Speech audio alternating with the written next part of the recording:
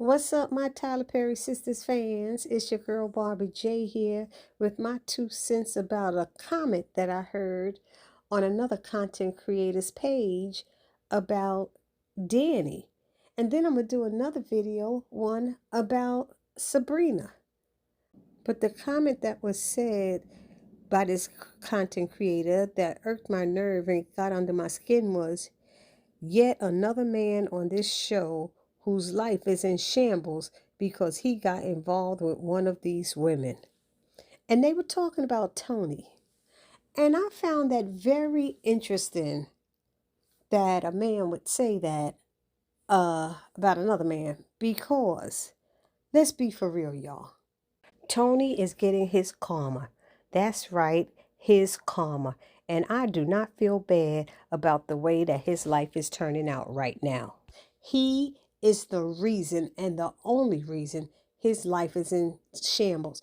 It has nothing to do with Danny hitting Leonard's cup of coffee and it spraying on him. She didn't pour it on it. She didn't dump it on him. She didn't slap it on him. You know, all of these things that are being said trying to blame Danny, it's not her fault. So let's go back to the beginning and point out why all of this is Tony's fault and why Tony is in this position or situation because of Tony. Okay? So let's start off with Danny is dating Preston, but Tony goes after her. He practically chased Danny down, even though he knew she was in this relationship and had a boyfriend or a man or whatever. He didn't care because he's eavesdropping on her conversations with her girlfriends when she's making the calls in the car, and he's figuring this is his opening to try something. But you're supposed to be a good guy.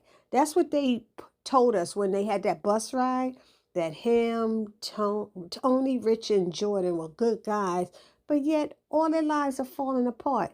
And all three of them are divorced with failed marriages. None of the sisters have failed marriages, but a failed marriage is worse than a breakup with a boyfriend or a girlfriend. Not to mention the two guys who are having the worst problems are the two who said they would never get married again, which means there might be something wrong with them, that they just want to mess around and don't really want to commit to a relationship. If you don't want to be married, why are you getting into relationships with these women and giving them a hard way to go and putting them in these situations where they have to decide whether they want to stay in this relationship with you or break up? And we got somebody blaming the women.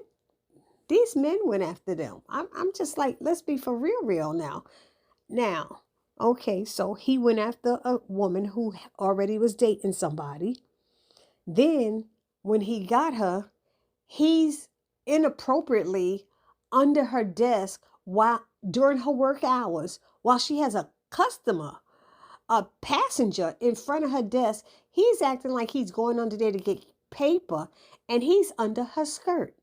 I don't know if it was his tongue under there or finger under there, but you're a manager at Higher Airlines. That is highly inappropriate. Okay, that's the first or second thing that is an issue. Then we got the thing where he doesn't take ownership of his mistakes. He yells at Danny when he gave her no time whatsoever, when he begged her to babysit his kids and brought them over to her house without giving her a chance to get home and clean up and put things away. Why couldn't she meet the babysit at his house where they would have been comfortable? But when his daughter stole something, and she stole because she took it out of the house, one or two things, and they brought it back, they blaming Danny. He blamed Danny. He didn't scold his kids. He's scolding Danny like she's one of his children. Okay, that's another issue. Come on, y'all can put more of the issues down in the comment section because y'all know that Tony was not taking ownership of his issues, of things he was doing. Then we have the scene in his office. When she comes in there, why isn't his door locked? His door's never locked. You see, the kids came in there and busted them one time. His wife came in there and busted her one time. Why is all of this happening at work? That could have been a manager, one of his bosses coming in his office and catching them, right? Am I wrong about that? Somebody let me know. So how are we putting this on Danny when he's the manager who's being inappropriate? Then he goes and puts her into this leadership program, despite that she says she didn't want to be in it, without asking her permission, without finding out what her goals are, without. And no matter how much she said no, he was encouraging her to stay in it. Okay? What's the only good thing he did? He said, oh, maybe you need therapy. I care about you. No. He was in therapy himself. So how is he telling her what she needs to do? He needed to get his stuff cleared out. He was too busy trying to fix her, trying to make her into somebody that she's not or doesn't want to be.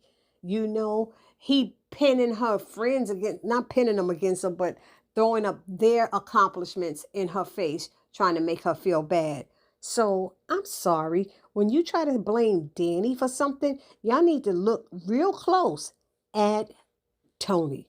Because had Tony not been showing those public displays of affection over at Danny's desk, if he wasn't over there 2, 3, 4 times a day and every day while she's at work, the people at the job wouldn't have known they was even dating each other. They wouldn't have. And then even when they got called to HR and had to sit down and talk about it, Danny said, all these years I've been at this airport, I never caught a case. I caught a case because I'm your girlfriend. That's why I caught a case at HR. And then after HR, she comes out there and he's still standing at her desk, and she has to tell the manager, Tony, what are you doing here? Why would you do that? There's eyes looking at us. You're 9 o'clock, my 3 o'clock. And Leonard is like sucking on his drink, looking at them. And Tony could have texted her. He could text. He could wait till after work. He could have did all of that, but he didn't do it. And then what happened? Because of his actions and public displays of affection, Leonard got it in his mind that Danny only got in that leadership program because Tony is her boyfriend. And that's how he feels. And because of this, it put a target on Danny's back. Danny was verbally attacked by Leonard and became that target for 2 reasons. She was sexually harassed as well.